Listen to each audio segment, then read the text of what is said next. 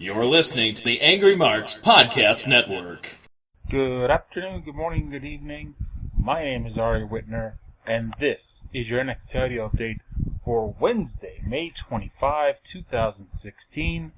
Welcome to the only podcast you'll listen to today that has absolutely nothing to do with the impending brand extension.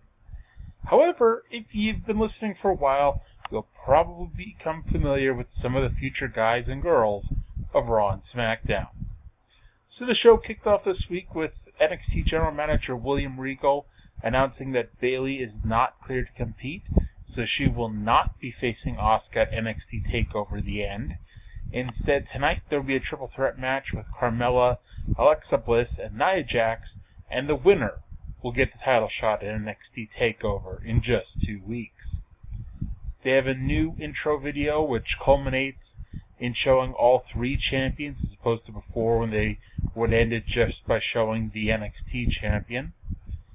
Then we got the best match on the show, although there was only 3 matches and none of them were necessarily bad, but one always has to be the best, and this one was the best. Johnny Gargano and Tommaso Ciampa versus the debuting TM-61. The former TMDK, Shane Haste and Mikey Nicholls, are no longer Shane Haste and Mikey Nicholls. They are Shane Thorne and Nick Miller. So TM-61, the mighty 61. Despite their new name, they did cut an inset promo, finishing off by saying that they are the mighty, and the mighty don't kneel. TM-61 got Heat and Gargano, and this was honestly the best debut match for any act in NXT, in my opinion, since Sami Zayn debuted 3 years ago against Cesaro. Obviously, that match was probably a little better than this one. However, this was still pretty darn good. Ciampa got the hot tag, and at first he didn't fare very well either. The new duo did hit a really nice combination where one of them used the moonsault and the other used the fist drop on Ciampa.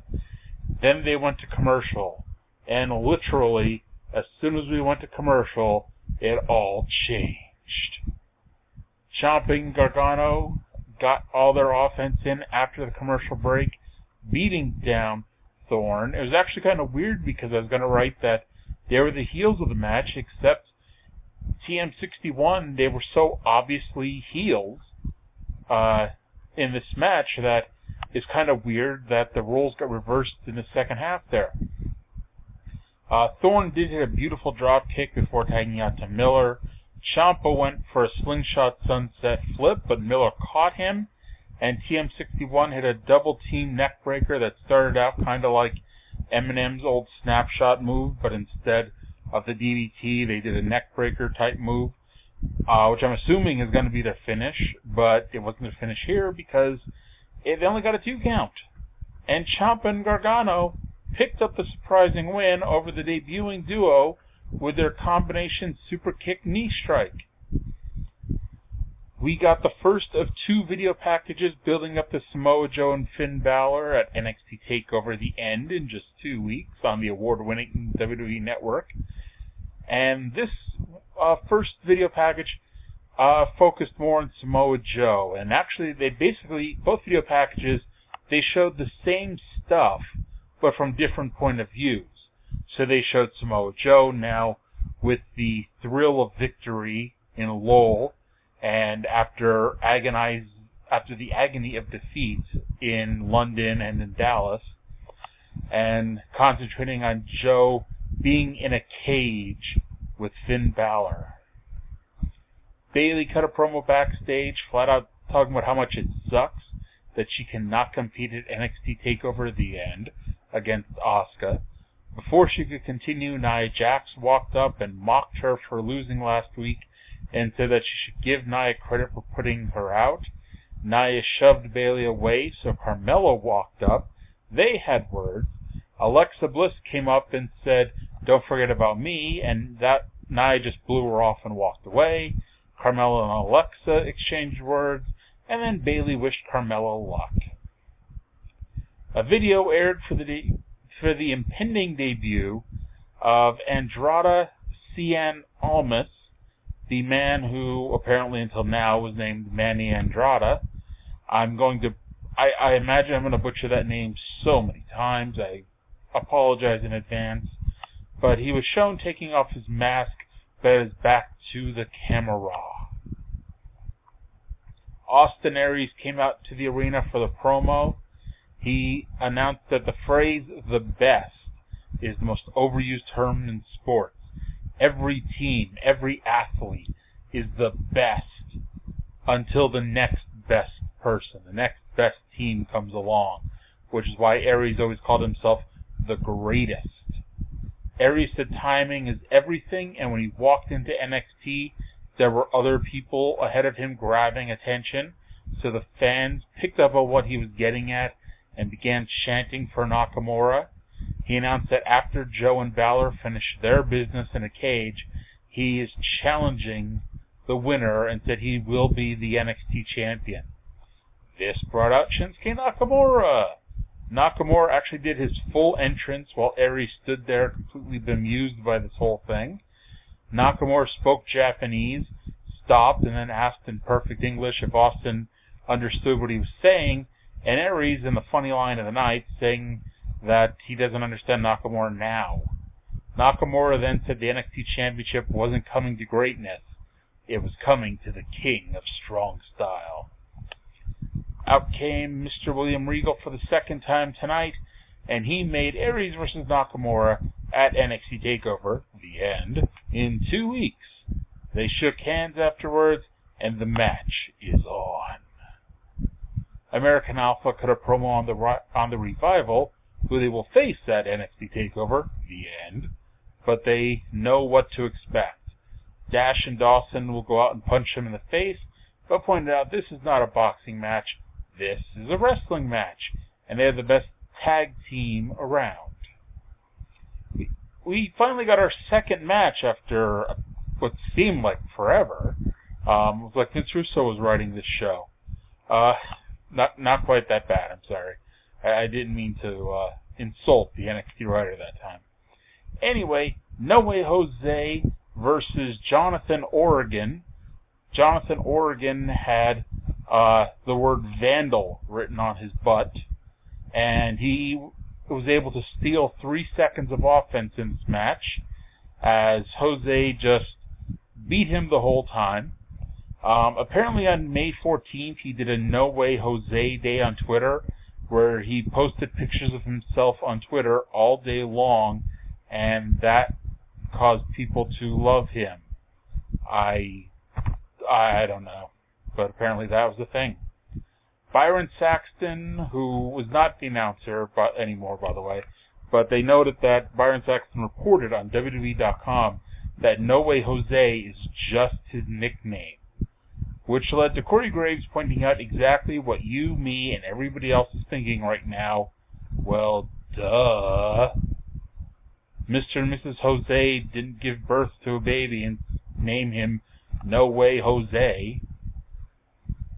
Jose is non-stop movement, so it actually makes sense that one of his key moves is an airplane spin. Oregon, like I said, got about 3 seconds of offense, just enough so Jose could do a little bit of a comeback. He did his wind-up into a punch to the face before winning with the Cobra Clutch Slam. And if you recall, when Jose debuted, I pointed out, how long do you think they would let him win matches with a punch to the face? Not long at all. After the match, Jose went over and danced with Tom Phillips and Corey Graves. Phillips made an ass out of himself, and Graves at first refused to. However, he was drawn into the dancing. Remember when Mahabali Shera did his dance at Bound for Glory, and somehow made like 6 guys do the dance with him? This was similar, but not nearly as asinine. We then got the Finn Balor version of the video package, building up to the cage match with Samoa Joe in 2 weeks at NXT TakeOver, the end. Asuka said that in another promo that it does not matter who wins the main event because she will defeat them in 2 weeks at NXT TakeOver, the end. We then got the main event triple threat number 1 contenders match. Carmella, Alexa Bliss, Nyah Jax. Alexa Bliss comes out to different crappy dubstep music now that she's away from Blake and Murphy. Carmella started the match by trying to give a non-verbal cue to Alexa that they should team up and take Nyah out at the bell, but Bliss decided to roll outside and watch the other 2 ladies compete instead. Nyah slammed Carmella down at one point, so Alexa climbed to the top rope and was going to give some sort of maneuver to Nyah Jax. However, Nyah turned around and stared Alexa down, and Alexa climbed back down the ropes, got back on the floor, and she just stayed there until after the commercial break. After the commercial break, Jax got posted shoulder first and fell outside, so the 2 perky blondes squared off momentarily while the monster recovered. Alexa grabbed Carmella by the throat and did her leg trip, followed by a moonsault where her knees crashed into Carmella's ribs, but only got a 2 count when Nyah came in to drop an elbow. However, Alexa moved and Nyah slammed the elbow right into Carmella. Funny to note, though, at one point, Nyah was trying to get back up to her feet, so she's on her knees, and Alexa is standing on her 2 feet right in front of her, and Nyah was almost taller. Alexa actually got some offense on Nyah and hit a sparkle splash for a near fall. They kept sending Nyah outside. Carmella tried a suicide dive but got caught. Alexa, being the knowing little pixie she is, didn't want to see Carmella get killed too badly, so she stopped Nyah from doing whatever she was going to do. Back in the ring, Carmella got her triangle choke on Alexa, but Nyah broke it up. Carmella got her rear choke on Nyah, but Nyah got out of it, eventually hitting the leg drop on Carmella and picking up the win. So yes, ladies and gentlemen, Nyah Jax will now go in 2 weeks to NXT TakeOver, the end, and challenge Asuka for the NXT Women's Championship. But before we get to that point, Asuka came out and stared down her future challenger. Nyah made threats back to her, and that's how the show finished, going off the air. Next week, it's come out of nowhere. It's already the go-home show for TakeOver, the end, and I'll be back here. You'll be back listening. I want to thank you all again for listening, and have a great day. You're listening to the Angry Marks Podcast Network.